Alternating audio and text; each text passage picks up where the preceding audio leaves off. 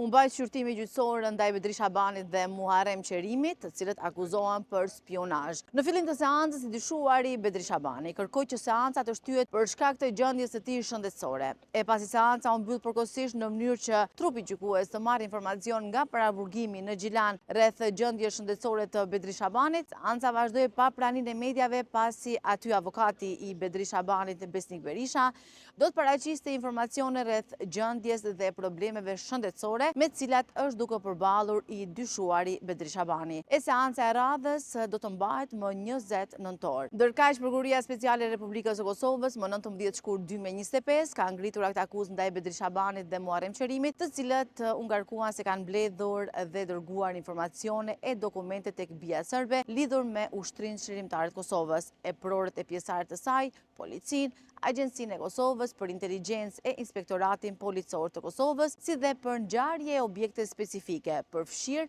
edhe një masakër, atë e Reçakut. Për më shumë informacione qëndroni në telegrafi.com.